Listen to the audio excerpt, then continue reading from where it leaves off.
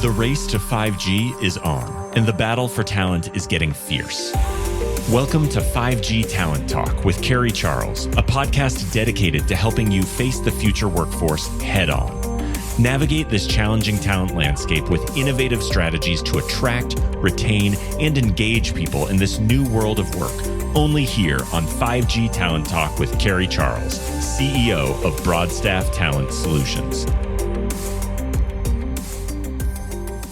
Hi, and thanks so much for joining me today on 5G Talent Talk. My name is Carrie Charles, and I have a phenomenal show for you today. So I'm happy to have as my guest one of my friends and also a woman that I have an enormous respect for, Monnie McGaffigan. And Monnie is the Chief Revenue Officer of ExteNet Systems. Monnie, thanks so much. I've been wanting to get you on the show forever. Thanks for coming on. Hi, Carrie. Thank you for having me. I'm thrilled to be here today. Yes. Yeah, we're going to have a blast. We are going to have a blast. I cannot wait to get into just everything with you from, your journey all the way, everything. So we're going to have fun. So first, let's start with, how did you get to the seat that you are in today? It was a long journey. So my story is that I got into the telecom world. Really, it was my second job out of college. So I was a little Cal State girl out of California and, didn't know what I wanted to be when I grew up. And I had a friend that found their way into a telecom that said, hey, there's some good job opportunities over here. Take a look. And so I started as a field door knocking salesperson sort of back in the day with Sprint. And it was wonderful. Fabulous people, great training, and I got the telecom bug, I guess, and just really worked my way up the ladder at Sprint. Did sales training, took on a management role, moved a couple times, took a director role, really primarily in B2B sales, enterprise sales, strategic sales, those kinds of things. And just had a great time. And my last assignment, and I did a little data center stuff there and just kind of dipped my toe into all kinds of parts of the business. My last assignment there was I was responsible for the wireline business unit, which was about a $4 billion business unit. I had strategic alliances, which was Microsoft, IBM, those kinds of relationships, Cisco. With really partnerships and go-to-market strategies. So I did a lot of really interesting things, had a great time, and then the company was going through transition. I was actually going through some transition, and at about 20 years, I kind of raised my hand and said, hey, I'm ready to sort of get off this hamster wheel for a while and maybe take a look at doing something a little bit different. So I took about a 6-month break, and then I found my way over to the infrastructure side of things. And one of my good friends and mentors is the one that told me to kind of look at this company, and that was Iyad Tarazi, who runs Federated, said, hey, why don't you go look at mobility? They're in your backyard. It's a smaller company. They're on the infrastructure side. You might like this side. So I went and talked to mobility and ended up working with them for a couple of years and learning sort of this side of the business. And that was very interesting, going from a very large company to a company that had just sold a bunch of assets and they were in a rebuild. So we kind of did our thing and went out and did a lot of venues together. And that was really fun. And I learned a lot. And then I went off to do a startup. Another whole thing. And this was a privately funded startup, no private equity behind it, a guy that had a good checkbook and had a good vision, and worked with 5 bars. And we went out and did a bunch of DAS Wi-Fi projects, big ones like NRG Stadium, which hosted the Super Bowl. So we were meeting with the NFL and doing some exciting things and building a Wi-Fi system, and Angel Stadium and some of these other big deals. We sold that off to connectivity, and then did a reboot and worked with jurisdictions, and was really doing a lot of 5G small cells in the right of way. And I learned that side, learned the jurisdiction side and how to work with the municipality and all the ins and outs of public policy and everything else that comes with that. So I've got this big company background and now this small company background and the startup. And I got a call from someone that said, hey, ExteNet is looking for some new leadership. And I remember thinking at the time, big, small, maybe just right. Maybe it's about time for me to, kind of a Goldilocks thing. Like, let's find a medium-sized company where I can really sink my teeth in, take all the lessons I've learned from corporate America, from the startup where you're really like, bootstrapping it and you're calling on CEOs, but you're also emptying the dishwasher at the end of the day. Like, tough stuff, that right? Sounds like my job. Yeah, there you go. All right. And then putting it all together. So I thought, I haven't really, ExteNet for me. I wasn't sure what they stood for. I knew they were out there in the marketplace. I'd competed with them on occasion, but never like really head to head. And it seemed like my perception was they were a little bit lost. And there was a really great opportunity there. And so I was like, I want to check this out and see if maybe this might be an opportunity to really make a difference and, put my brand on something. And so I began talking to Rich Coyle, and I was very impressed with him. Such a nice guy. So, and when I say nice, like not a pushover nice, but just like such a kind guy, but very smart, and he'll outwork anyone. And there was just a trust that was built very quickly there. And here I am 6 months later. Wow. So that's kind of my journey. It's been, a little bit of a windy road. And during all that time, raising a family and doing all the things that we do as women. But what I always loved about this industry is that I always felt like every couple of years, whether I had a new job or not, I had a new job because the technology was changing and we were right in the centerpiece of all of it. And I loved it. I love it still. Yes. Awesome. I love that. So talk a little bit about who ExteNet is. And I know that we have had your CEO, Rich Coyle, on our show on 5G Talent Talk before. And there's an incredible episode that, he's wonderful. And so I know, many of the audience probably knows who ExteNet is, but there could be maybe one or two people out there that do not. So if you could give us a little information about that.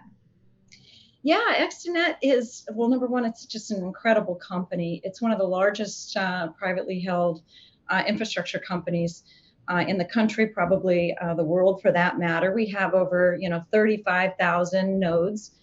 We're kind of industry's best kept secret in a way because we own a lot of assets. So we've got over 4,000 route miles of fiber. We've got 35,000 nodes. We're in the indoor business. We're in the outdoor business. We've done some really big projects like Cowboy Stadium and Barclays. And our most recent win, Empire State Building, is in our portfolio. So some really cool projects like that, Library of Congress in Washington, D.C. And then we were just recently were awarded the MGM portfolio, which is arguably, thanks. Yeah, it's huge. It's arguably the largest indoor project going on in the country right now. It's over 50 million square feet, 27 properties, high-end marquee properties that everyone thinks about is MGM and, Bellagio, but they also just recently acquired Cosmopolitan. So just a big plethora of properties, and they have some in Washington, D.C. and New Jersey and Biloxi, Mississippi, too, some casinos. So we couldn't be more thrilled with that award, as you can imagine. And we're working very closely with our friends and partners over at the M&Os to put the system together. So it's a good one. And we also were just recently awarded Fountain Blue. And that is a big brand new project coming to Las Vegas, which is really super cool. 10 million square feet. Yeah. You know that from your part of the world. They're Yeah. they're a big brand in Florida. Mhm.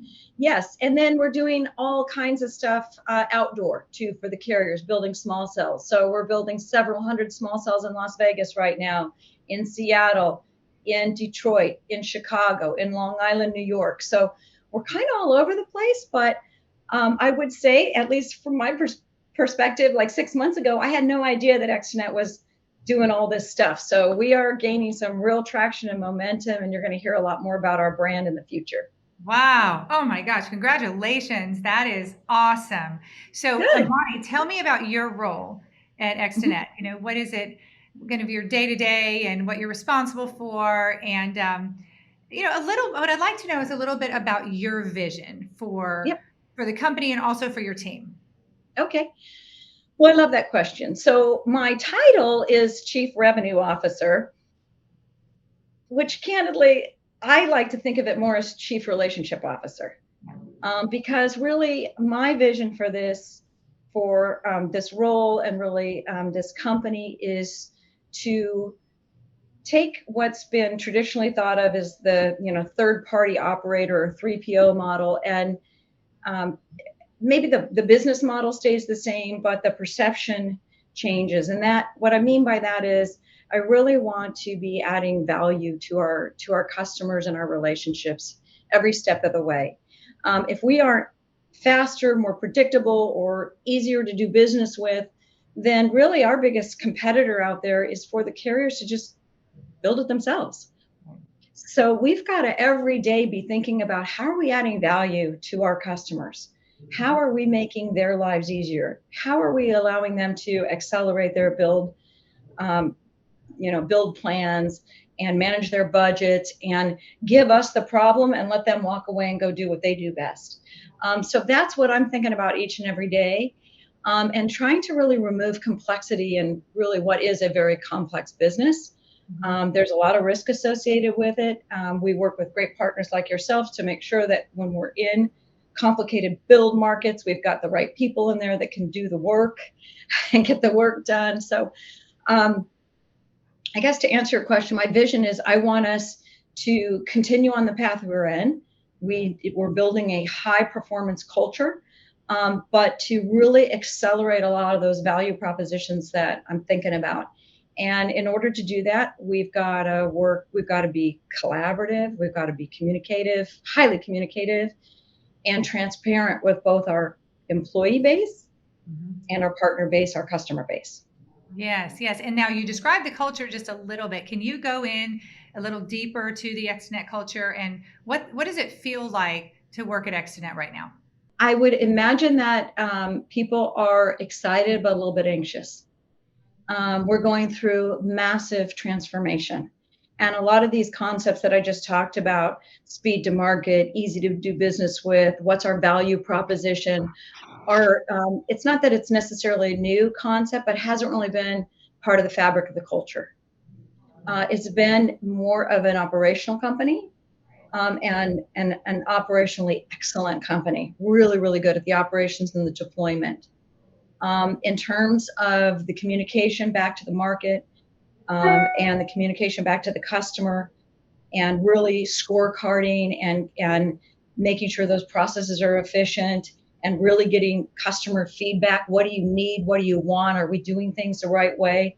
I think we have opportunities for growth there. And so we're in the middle of that, and really creating a culture of, again, I'm talking about like collaboration and like bringing the groups together and breaking down silos, and understanding that, by the way, without the customer, we have nothing. So it's always customer first, and really putting that at sort of top of mind for every meeting, every conversation. It's like, what does the customer want? What are they saying? And getting away from, we actually had a meeting this week, Carrie, and this is kind of funny, but I think people will relate to it. I said, guys, we don't want to be Blockbuster in a Netflix world. Like we got to get on with it. Their models are changing. The way we're building is changing. The way indoor and DAS is being built is changing. There's DRAN technology, 5G, millimeter wave, marketing fees, those sorts of things. They all have to be thought of, and we need to listen to our customers. Oh, love that. Monnie, you have been just an exceptional sales leader for so many years.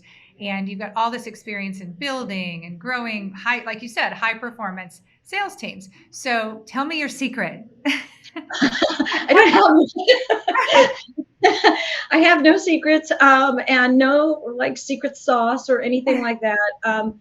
I think foundationally, it's about building trust with your teammates and your customers and your employees. And I don't really think about um, people working for me. I think about people working with me, and really, I'm working for them. Is the way I see it. I'm serving my employees, and we're serving each other. We're serving our customer, and I just think about it that way.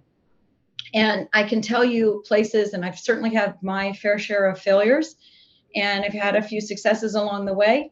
But where I've had the most fun and the most success is when I'm working with people that there is a high degree of trust, meaning that people can show up as themselves, and that's okay. Like, you be you and say what you got to say, because I noticed many times in my career when people are anxious or nervous, or everything has to be right and perfect.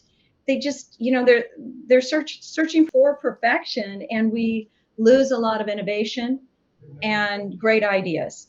And so you just want to make people feel comfortable so they can give their ideas forward. That's we were just talking about that in a meeting today. Were As you? Yeah. bring us your ideas, no matter what. Don't second guess it. Don't audit it. Just bring it, right? Yeah. And the other thing I love that you said is, that we're working together, with our team. They don't work for us; they work with us. And we have at Broadstaff, we don't say direct reports; we say direct supports. Oh, I love that. It's just been, we're definitely aligned in that area. So Yeah. it's a cool. I love that. What are your strategies to? I mean, I know hiring sales leaders is challenging, right? I mean, hiring salespeople in general, just anyone in sales is challenging. It's a very difficult skill to vet. And what are your strategies in hiring sales leaders and also developing them? Okay, so well, first off, because I've been in the industry so long, I feel like I have a good network of people that I can, trusted relationships that I can pull from, and that kind of thing. Second, it's working with, people like yourself and other, professional recruiters that are out there that, know the business better than I do. Like, that's your sweet spot. This is my sweet spot. So really relying on trusted partners to help bring talent forward and understand what, hey, Monnie, I kind of get you. I know what you're looking for, sort of thing.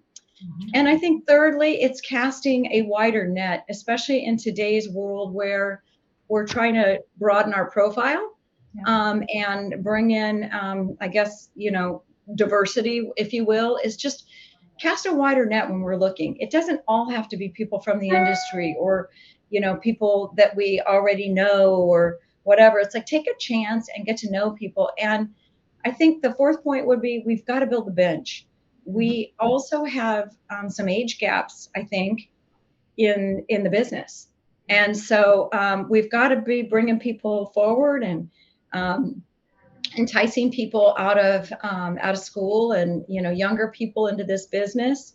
The enterprise side, the business side, does a pretty good job because they're recruiting on campuses and things like that. And technology's pretty sexy, and stuff that's going on with, Facebook and Microsoft and augmented reality and virtual reality and all that stuff. That's kind of sexy, the application side. Our side, not as much. So we've got to do a little more work to get people kind of over to the infrastructure side and realize it's a value add. There's value proposition. There's customer relationships. There's really a lot that can be brought to the party, and there's a nice career path. I want to learn more about you as a leader and go a little bit deeper here. So, what is it like to be on your team? I'd say there's probably good days and bad days. I am I am tough, but I'm fair, and I have very high expectations. But I like to think of myself as fun. I'm direct and right to the point. I have no problem calling right into the person that sort of owns the opportunity, the problem, the solution, and bypassing a few steps to say, "Hey, wait, what's going on with this, and how can we do it today?" Um, I am a very decisive leader. And I believe, and it took me a few years to get here, but I kind of converted maybe 10 or 15 years ago that if there's 10 decisions to make, I'd rather make all 10 and get, 2 or 3 wrong than make 4 and have them all right. Because I got a couple more extra decisions. Because time is money and speed matters. So I really push that on my team too. Like, make a decision. If you already know the answer, be confident, and I have your back. I'll always have your back. So we can make mistakes, but we need to keep moving. Wow, I love that. I should be taking notes myself. This is fantastic. You have, you've got experience in facilitating change in a company, and like at ExteNet, right? So how do you successfully create change in an existing company and come in and get everybody rowing in the same direction? It's a process, and it is difficult. When Rich and I were talking early on, and I came on, he's like, we need a massive transformation. We've got, some challenges that we've experienced the last few years. We've had some executive turnover, whatever those challenges were, whatever. I need somebody that can come in and break glass. Well, the first 30, 60 days, I was making some really big changes and pushing really hard. And I guess I would say, sort of breaking some glass. And it wasn't really well received, to be very candid with you. People were excited, but it was sort of scary. And it's like, well, who the heck are you to tell me how to do this when I've been doing it this way and that? So it is a process. So I kind of went guns a blazing. Then I really needed to back off for a little time. And what's the old, it's like forming, storming, norming kind of a situation with a team. Mm-hmm. We're probably in the storming piece right now, where people are a little tipped back, but we're seeing results. We've got the MGM win, we got the Fountain Blue win, we just re-signed Circuit of the Americas. We've got our mobile network operators, our carriers, listening to us a little more attunely. They love what Rich is doing. We've got a new CHRO, Anithia. She's a rock star. She's incredible. Yes. Really brought in some very interesting talent in, like, a Karen Sessions, who's got a lot of government affairs and public policy, that's watching the infrastructure bill and kind of connecting those dots. So we've got some really interesting things going on. But as a person that maybe has been there for a lot of years, they're like, this is a lot of change. And so we also need to give people a minute to kind of digest and acclimate and realize that this is a lot of change. But it's good, positive change. And so I think the secret in it, if there is a secret, is to just stay positive, enthusiastic. It's like, we got this. Yeah. We can do this. We got you. I know it's a lot, but we can do it. What I love is, and it's you're echoing exactly what Rich Coyle said in our interview, which is that transparency. And he was being that, and now you're being that, which is incredible alignment with culture, with ExteNet. And it's refreshing. It's so refreshing. Transparency is so refreshing in today's world. And, it is the future. And candidates look for that. They demand it. They want to know what they want to know the future. They want to know the present. They want to know that there's a purpose and a meaning. So I just love that's coming across right now. And it is the ExteNet leadership has those qualities, and the culture has those qualities. As a woman in telecom, and I always, when I speak to women, I always, in a male dominated industry, I always ask questions like this, right? I mean, what challenges did you face, if any, on your journey to the top, and how did you deal with them? Well, it's a great question. And I mean, candidly, I don't think I spent a a lot of time thinking about that as I, kind of went through my journey. I can only think of like a couple different times in my career where I really was like, wait, am I not being responded to because I'm a gal? Like, really? Like, I can only really think of a handful, and that might just be my personality. I was like, yeah, whatever. Like, move along, move along, people. But I will say it's a real thing, and I've definitely had, as I'm sure you have, and many women in our business, hundreds of meetings where I've been the only woman in the room, and I try to use it as a competitive advantage.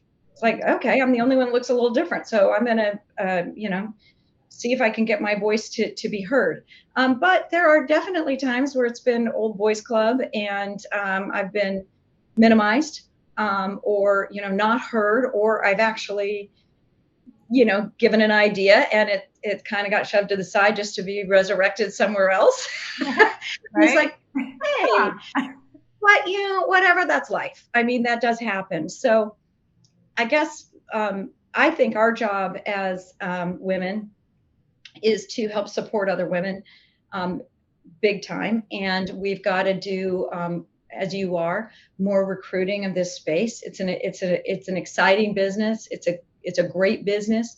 It is screaming for more diversity. It is a very operationally focused kind of business, and that value proposition, I think, I'm probably stereotyping, but women just, I think, tend to be more nurturing. And we think about, I mean, just very natural for us to think about, how are you feeling about this? Right. Do you like what we're doing? As opposed to, here's the economics and do we have a deal? It's like, Agreed. I do agree with that. So I don't know if that answered your question. I kind of rambled on that one. But... No, that was perfect. And I do agree with you. And I mean, the studies have proven that we are more nurturing, biologically. So I agree 100%. How would you say that companies are, what mistakes are companies making when they are attracting and retaining women, in your perception? That is a great question, Carrie. I think well, first off, I'd say, just to bifurcate just from women, I think companies in general are making a mistake by trying to attract with the dollar only, because I think, and I'm just a firm believer, you do a great job, the money will follow. And people, of course, need to, feed their families, thrive, and be paid, fairly, if not top of their scale for their resume, and on and on and on. But generally, it's an emotional buy-in. Do I feel connected with you? Do I feel tied into the greater purpose? Can I make a difference in that company? Am I part of sort of the transparency piece, the inner circle? Like, what does success look like? If I do my part, how do I know that that's getting the whole situation to move forward, and our company to move forward?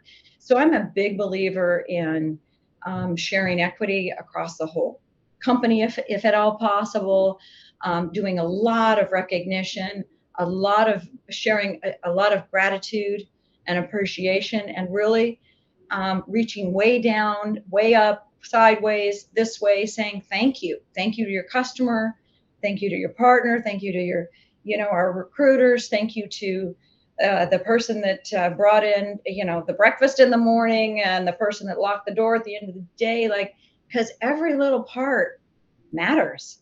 And if people feel that, then they'll want to stay with the company, and that starts to handle the retention piece, because they're like, yeah, but I love it here.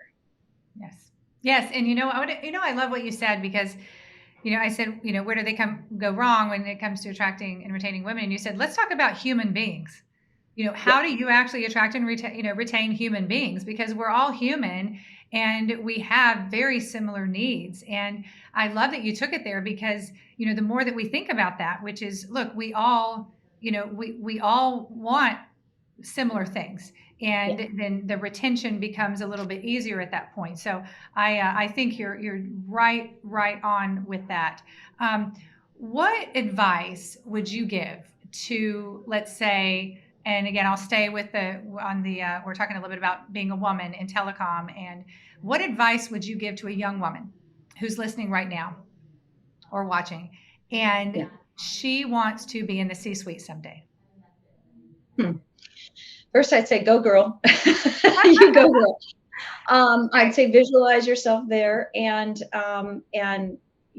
get your plan together. Make sure you know your goal, and so that's sort of half the battle, is knowing where you want to go, and then it's just sort of working your plan and making sure you raise your hand, and the Sheryl Sandberg, lean in, ask the questions. Don't worry about being perfect. I do think, I don't know, but I can only, I guess, speak from my own experience. I can think of times in my career where I've not kind of gone for it because I tell myself, oh, you're probably not ready. You might not be, smart enough, good enough, put together, whatever the words are, you didn't know that part, the financing part, or you don't know this part, or you don't know that part. And it's kind of like calling BS on that and saying, you know what? Yes, you do, actually. And you're pretty damn good at what you do. And really getting that young woman to kind of see that and say, just take it on. And like, what's the worst thing that can happen? So you fail. So what? That's when all the learning happens, and that's okay. So I guess the very simple would be just like, raise your hand.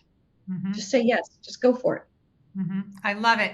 Take it on. Raise your hand. Say yes and go for it. And I think every person, not just women, every person needs to put those words on their bathroom mirror and just look at that every single day, Monnie. I think that's a wise words for career success and advancement. So this has been fantastic, and I know you're hiring, because we are a partner with ExteNet on the hiring side, on staffing, and it's just been phenomenal working with you. So I know you are, and I know there's many jobs available. Where can people go to find out more about ExteNet jobs, or to learn more about ExteNet in general? ExteNetSystems.com, our internet website has all the information on it, and we're absolutely looking for great talent to join the group.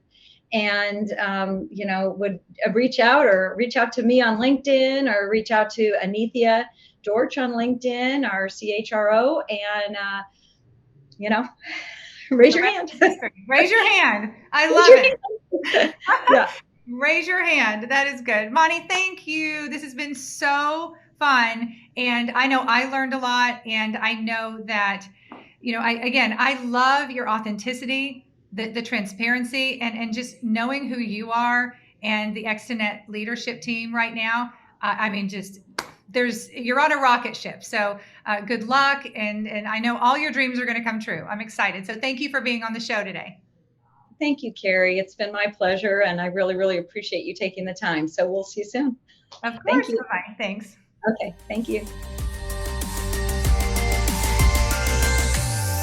Thank you for listening to another informative episode of 5G Talent Talk, brought to you by RCR Wireless News, Telecom Careers, and Broadstaff Talent Solutions. As we advance into the future, we promise to bring you the resources you need to navigate this ever-changing landscape of 5G to help you attract, retain, and engage people in this new world of work. To access the show notes or leave a review, visit broadstaffglobal.com. Until next time.